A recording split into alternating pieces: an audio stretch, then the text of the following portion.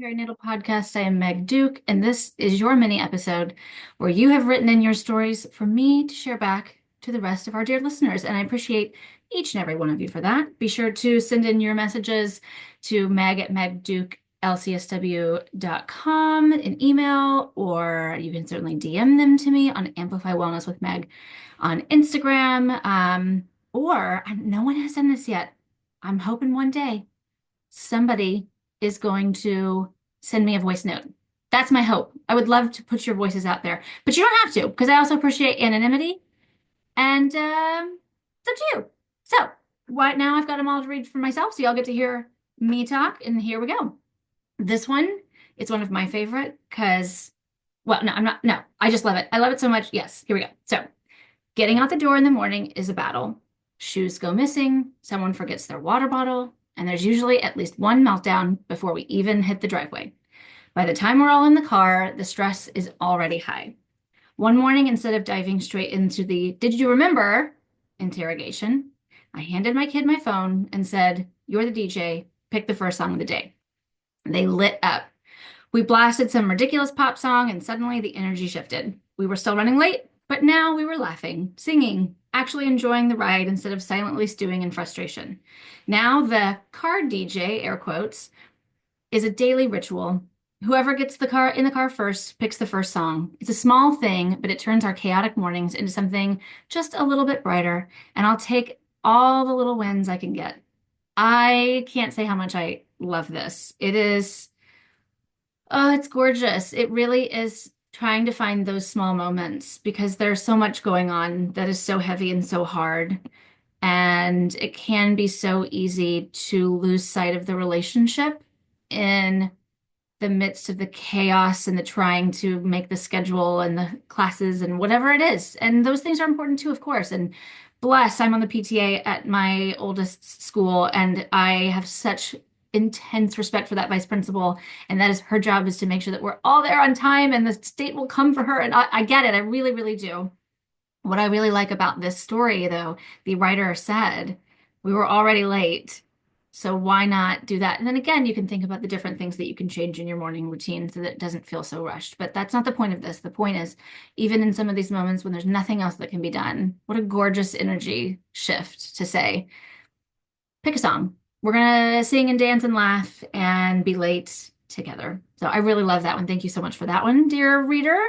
Number one, the next one is, some days my brain feels like a browser with 37 open tabs. Yep. I start a task, get distracted, start another, get distracted again, and suddenly it's been an hour and I have nothing to show for it. I used to beat myself up over it. Why couldn't I just focus? One day, instead of spiraling, I stopped and told myself, just do one thing.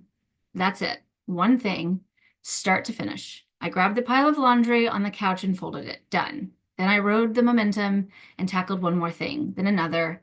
But even if I'd only done that first task, it was still progress. Now, when my brain feels scattered, I don't try to force productivity. I just pick one thing, because sometimes the hardest part is just getting started. And that one, the subject line of that one was the one task reset, which I love. I love a nice tagline, and I like, this is the thing that I'm going to do. It's called this name. And that can be so helpful. We have other things like that too, the 5 minute rule and one thing at a time. I hold space for so much because it's tough because I'm in the middle of it when I'm doing it and then I don't remember it all. But I really wish one day that I could actually walk you all through one of my times where I'm folding the laundry and then I remember something in one of my kids' rooms. So I go up there, but I grab towels and whatever. I see, I can't even think of it right now, but there are like 5 steps between I was doing laundry and now I'm standing in my 3-year-old's room because I know that I need to be upstairs for something, but I can't remember what it is. So I don't want to come back downstairs, and I'm hoping and praying it comes back to me. That time was the towels that I had gone upstairs to get my spouse a towel who was dripping in the shower. And I was standing in my 3-year-old's room because I was like, I'm up here for a reason.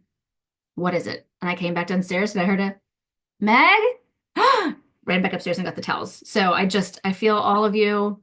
It's so hard when you hop into your email to look at something and then another email's there. So you go to do that and then you go to do that. But on the way to doing that, yes. So I'm so with you. This is obviously what we do in my coaching classes where we talk about the things that you can do to find ways to navigate this with more intention. But I love this, though. Thank you to the listener who sent that in because it's so great. And then the last one. Dinner time in our house used to be pure chaos. Kids complaining about the food, someone getting up 14 times, and me just trying to get through a meal without losing my patience. One night, in a desperate attempt to shift the mood, I said, let's play a game. Everyone has to give one compliment before we leave the table. They groaned at first, but I went first. I like how hard you worked on your school project today. My partner went next, then my kid. By the end of the game, the energy at the table was completely different. Instead of nitpicking or complaining, we were looking for the good in each other. Now the compliment game is a regular part of dinner. Some nights it's heartfelt, some nights it's silly. I like how you only spilled half your drink tonight. But no matter what, it's a reminder that we're on the same team, and in a house full of chaos, that matters. These are all so great. I really love the intention of shifting some of that energy. It can be so easy to feel overwhelmed and stressed and upset and frustrated with each other. And it can be so easy to forget that we're on the same team because sometimes it does feel like we're actively fighting against each other in certain ways. And trying to find these moments where we take a breath, we shift the energy, we shift the focus, we work on something else, we complement each other.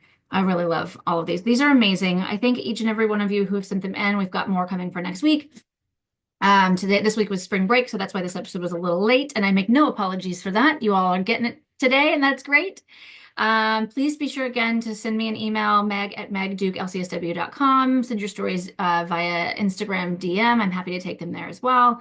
And then be sure to check out on my website, megdukelcsw.com. Go to the education page and be sure to check out. I've got a complimentary. It is free 99. Go get my mini workbook for navigating ADHD with intention. It's a great place to start for every single one of you. Even if you don't have a diagnosis of ADHD, that does not matter. If you're having trouble feeling chaotic and twirly, this is a great place for you to start. And I'm excited to have you all as part of this group. So until next week, be curious, not judgmental, and I'll see you out there.